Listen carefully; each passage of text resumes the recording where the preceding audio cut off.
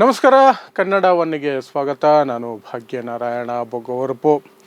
ಏನಾದರೂ ಒಂದು ದೊಡ್ಡ ದುರ್ಘಟನೆ ನಡೆದಾಗ ಅದನ್ನು ಬಳಸ್ಕೊಂಡು ಬೇರೆ ರೀತಿಯಾಗಿ ಅವರ ಉದ್ದೇಶಗಳನ್ನು ನೆರವೇರಿಸ್ಕೊಳ್ಳೋದಕ್ಕೆ ಪ್ರಯತ್ನ ಮಾಡೋದು ನಿಮಗೆಲ್ರಿಗೂ ಗೊತ್ತೇ ಇದೆ.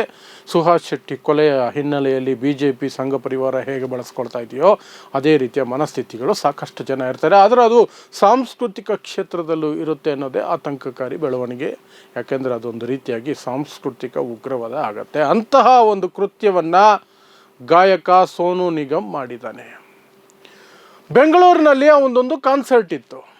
ಆ ಕಾನ್ಸರ್ಟಲ್ಲಿ ಬಂದು ಹಾಡಾಡ್ತಿದ್ದ. ಆ ಸಂದರ್ಭದಲ್ಲಿ ಕೆಲವು ಯುವಕರು ಕನ್ನಡದ ಹಾಡು ಹಾಡಿ ಅಂತ ಕೇಳಿದಾಗ ಅವರ ಮೇಲೆ ಸಿಟ್ಟಾದಂತಹ ಸೋನು ನಿಗಮ್ ಇದಕ್ಕಾಗಿಯೇ ಪಹಲ್ಗಾಮ್ ದಾಳಿ ನಡೆದಿದ್ದು, ಇದಕ್ಕಾಗಿಯೇ ಅಂತ. ಸೊ ಏನಿದು ಇಡೀ ಘಟನೆ ಮತ್ತು ಆ ನಂತರ FIR ಮಾಡಿಸಿರೋದು ಯಾರು ಇದರ ವಿರುದ್ಧ ಮತ್ತು ಫಿಲಮ್ ಚೇಂಬರ್, ಕನ್ನಡದ ಸಂಘಟನೆಗಳು ಇವೆಲ್ಲ ಏನು ಕ್ರಮ ಕೈಗೊಳ್ಳೋದಕ್ಕೆ ಮುಂದಾಗಿದ್ದಾವೆ ಅನ್ನೋದ್ರ ಬಗ್ಗೆ ಹೇಳೋದಾದರೆ, ಮೊನ್ನೆ ರಾತ್ರಿ ಬೆಂಗಳೂರಿನ ಈಸ್ಟ್ ಪಾಯಿಂಟ್ ಕಾಲೇಜಿನಲ್ಲಿ ಒಂದು ಕಾನ್ಸರ್ಟ್ ಇತ್ತು. ಸೋನು ನಿಗಮ್, ನಿಮ್ಗೆ ಗೊತ್ತಿದೆ, ಸೋನು ನಿಗಮ್ ಸಿಂಗರು.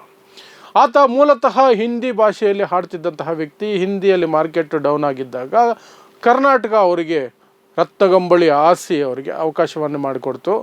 ಒಳ್ಳೊಳ್ಳೆ ಹಿಟ್ ಹಾಡುಗಳನ್ನು ಕೊಟ್ಟಿದ್ದಾರೆ ಮನುಷ್ಯ. ಸಾಕಷ್ಟು ಸುದ್ದಿಯಲ್ಲಿರುವಂತಹ ಮನುಷ್ಯ. ಹಾಡುಗಳು ದಿನ ಬೆಳಗಾದರೆ ಜನ ಕೇಳ್ತಾರೆ. ಒಳ್ಳೆಯ ಗಾಯಕ.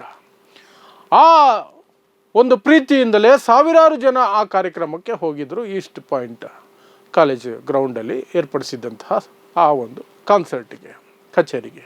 ಅಲ್ಲಿ ಕೇವಲ ಹಿಂದಿ ಹಾಡುಗಳನ್ನೇ ಹಾಡ್ತಾ ಇದ್ದದನ್ನು ಗಮನಿಸಿದಂತಹ ಕೆಲವು ಹುಡುಗರು ಕನ್ನಡ ಹಾಡು ಹಾಡಿ ಅಂತ ಸ್ವಲ್ಪ ಜೋರಾಗಿ ಕೇಳಿದ್ದಾರೆ.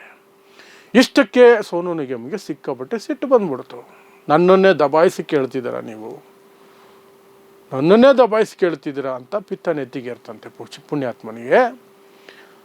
ಅವನು ಇಲ್ಲದ ಸಂಬಂಧ ಇಲ್ಲದ ವಿಚಾರ ಅಂತ ತಗೊಂಡು ಬಂದ. ಕನ್ನಡ ಕನ್ನಡ ಕನ್ನಡ ಅಂತಿರಲ್ಲ, ಇದಕ್ಕಾಗಿಯೇ ಪಹಲ್ಗಾಮ್ನಲ್ಲಿ ಅಂತಹ ದಾಳಿ ನಡೆದಿದ್ದು. ಇಲ್ಲಿ ಕನ್ನಡ ಹಾಡು ಕೇಳೋದಕ್ಕೂ ಪಹಲ್ಗಾಮ್ನಲ್ಲಿ ಉಗ್ರರು ಪ್ರವಾಸಿಗರನ್ನು ಕೊಂದು ಹಾಕಿದ್ದಕ್ಕೂ ಏನು ಸಂಬಂಧನೇ ಇಲ್ಲ. ಆದರೂ ಅಂತಹ ಸನ್ನಿವೇಶಗಳಲ್ಲಿ ತನ್ನ ಒಳಗಿರುವ ನಂಜಿದೆಯಲ್ಲ ಅದನ್ನು ಹೊರಗಾಕಬೇಕಲ್ಲ, ಅದಕ್ಕೆ ಅವಕಾಶ ಬಳಸ್ಕೊಳ್ಳೋದು. ಯಾಕೆ ಅದನ್ನು ಹೇಳ್ತಿದ್ದೀನಿ ಅಂದರೆ, ಎಲ್ಲರೂ ಚರ್ಚೆ ಮಾಡ್ತಿದ್ದಾರೆ. ಈತ ಸೋನು ನಿಗಮ್ ಸಿಟ್ಟಾಗಿ ಕನ್ನಡ ಕನ್ನಡ ಕನ್ನಡ ಇದಕ್ಕೆ ಪಹಲ್ಗಾಮ್ ಅಷ್ಟನ್ನು ಮಾತ್ರ ಸುದ್ದಿ ಮಾಡ್ತಿದ್ದಾರೆ. ಆದರೆ ಆತ ಇನ್ನೊಂದು ಮಾತನ್ನು ಸಹ ಹೇಳ್ತಾನೆ. ಅಲ್ಲಿ ಕನ್ನಡ ಕನ್ನಡ ಅಂತ ನೋಡಲಿಲ್ಲ, ಪ್ಯಾಂಟ್ ಬಿಚ್ಚಿ ನೋಡಿ ಶೂಟ್ ಮಾಡಿ ಕೊಂದರು ಅಂತ. ಅಂದರೆ ಹಿಂದೂಗಳನ್ನು ಕೊಂದರು, ಹಿಂದೂಗಳಿಗೆ ಒಗ್ಗಟ್ಟಬೇಕು, ಹಿಂದಿಯಲ್ಲಿ ಆಡಿದ್ರು ಬಾಯಿ ಮುಚ್ಕೊಂಡಿರಬೇಕು ನೀವು. ಇಂಡಿಯಾ ಅಂದರೆ ಹಿಂದಿ, ಹಿಂದೂ ಅನ್ನುವ ಮನಸ್ಥಿತಿಯನ್ನು ಅವನು ಬೇರೆ ರೀತಿ ಹೊರಗಡೆ ಹಾಕಿದ್ದು. ಹಿಂದಿ ಆಡಿದ್ರೆ ಕೇಳಿಸ್ಕೋಬೇಕು, ಅದು ನ್ಯಾಷನಲ್ ಲ್ಯಾಂಗ್ವೇಜ್ ಅನ್ನೋದು ಅವನ ಮನಸ್ಥಿತಿ. ಅದನ್ನು ಮಾಡೋಕ್ಕೆ ಹೋಗಿ ಈಗ ಕ್ಯಾಕರ್ಸ್ ಮಕ್ಕ ತುಂಬ ಉಗಿಸ್ಕೊಳ್ತಾ ಇದ್ದಾನೆ. ಯಾವಾಗ ಈ ವಿಡಿಯೋ ಕ್ಲಿಪ್ ಎಲ್ಲ ಕಡೆ ವೈರಲ್ ಆಯಿತು, ಕನ್ನಡಿಗರಂತೂ ಬಾಯಿಗೆ ಬಂದಂಗೆ ಬೈತಾ ಇದ್ದಾರೆ. ಬಾಯಿಗೆ ಬಂದಂಗೆ ಕನ್ನಡಿಗರನ್ನು ಉಗ್ರವಾದಿಗಳಿಗೆ ಹೋಲಿಸ್ತೀಯ ನೀನು, ಉಗ್ರವಾದಿಗಳಿಗೆ ಹೋಲಿಸ್ತಾ ಇದೆಯಾ, ಪಹಲ್ಗಾಮ್ನ ಉಗ್ರವಾದಿಗಳಿಗೆ ಕನ್ನಡಿಗರನ್ನು ಹೋಲಿಸ್ತಿದೆಯಾ ಅಂತ ಎಲ್ಲರೂ ಸಹ ಅವನ ಮೇಲೆ ಸಿಟ್ಟಾಗಿದ್ದಾರೆ. ಕರ್ನಾಟಕ ರಕ್ಷಣಾ ವೇದಿಕೆಯವರು ಸ್ಥಳೀಯ ಸ್ಟೇಷನ್ನಲ್ಲಿ, ಅವಲಹಳ್ಳಿ ಪೊಲೀಸ್ ಸ್ಟೇಷನಲ್ಲಿ FIR ಮಾಡಿಸ್ಬಿಟ್ಟಿದ್ದಾರೆ. ಕೇಸ್ ಆಗಿದೆ. ಇದೆಲ್ಲ ಆದ ನಂತರ ಒಂದು ಸ್ಪಷ್ಟೀಕರಣದ ವಿಡಿಯೋವನ್ನು ಬಿಟ್ಟಿದ್ದಾನೆ ಪುಣ್ಯಾತ್ಮ ಸೋನು ನಿಗಮ್. ಆ ಸ್ಪಷ್ಟೀಕರಣದ ವಿಡಿಯೋದಲ್ಲೂ ಸಹ ಅವನು ದುರಂಕಾರವನ್ನು ಬಿಟ್ಟಿಲ್ಲ. ಕನ್ನಡಿಗರಂದರೆ ನನಗೆ ಗೌರವ ಇದೆ, ನನ್ನನ್ನು ತುಂಬ ಪ್ರೀತಿಸ್ತಾರೆ. ಆದರೆ ಅವರು ಕೆಲವರು ಹುಡುಗರು ಇದ್ದಾರಲ್ಲ, 4-5 ಗೂಂಡಾ ಮನಸ್ಥಿತಿಯ ಹುಡುಗರಂತೆ. ಅವರು ಕೇಳಿದ ರೀತಿ ಸರಿ ಇರಲಿಲ್ಲ, ಬೆದರಿಸಿ ಕೇಳ್ತಿದ್ರು, ಕನ್ನಡ ಕನ್ನಡ ಅಂತ ಕೇಳ್ತಿದ್ರು. ಅದಕ್ಕೆ ಅವ್ರಿಗೆ ಅರ್ಥ ಆಗಲಿ ಅಂತ ಹೇಳಿದೆ ಅಂತ. ಅರ್ಥ ಆಗಲಿ ಅಂತ ಹೇಳೋದಾದ್ರೂ ಪ್ರೀತಿಯಿಂದ ಕೇಳಿ ಅಂತ ಹೇಳ್ಬೋದಾಗಿತ್ತು. ಅದಕ್ಕೂ ಉಗ್ರವಾದಿಗಳ ದಾಳಿಗೂ ಏನು ಸಂಬಂಧ? ನಾನು ಹೇಳದ್ನಲ್ಲ, ಧರ್ಮದ್ವೇಷ ಹಿಂದಿ ಪ್ರೀತಿಯನ್ನು ಮಿಕ್ಸ್ ಮಾಡಿ ಕನ್ನಡಿಗರ ತಲೆ ಕಟ್ಟಕ್ಕೆ ನೋಡಿದ್ದ ಅವತ್ತು ಸ್ಟೇಜ್ ಮೇಲೆ. ಅವನು ಪ್ಯಾಂಟ್ ಬಿಚ್ಚಿ ನೋಡಿದ್ರು, ಆಮೇಲೆ ಶೂಟ್ ಮಾಡಿದ್ರು. ಅಂದರೆ ಏನರ್ಥ ಅಂದರೆ ಹಿಂದೂಗಳನ್ನು ಶೂಟ್ ಮಾಡಿದ್ರು. ಕಟೋಗೆ ತೋ ಕಟೇಗೆ ಏನೋ ಇದೆಯಲ್ಲ ಯೋಗಿ ಆದಿತ್ಯನಾಥ್ ಡೈಲಾಗು, ಭಟೋಗೆ ತೋ ಕಟೋಗೆ. ಹಿಂದೂಗಳು ಒಗ್ಗಟ್ಟಾಗಿರು. ಇವ್ರ ಪ್ರಕಾರ ಹಿಂದೂಗಳು ಒಗ್ಗಟ್ಟು ಅಂದರೆ ಹಿಂದಿಯನ್ನು ಒಪ್ಕೊಂಡು ಗುಲಾಮಗಿರಿ ಮಾಡಬೇಕು ಅಂತ ಅರ್ಥ.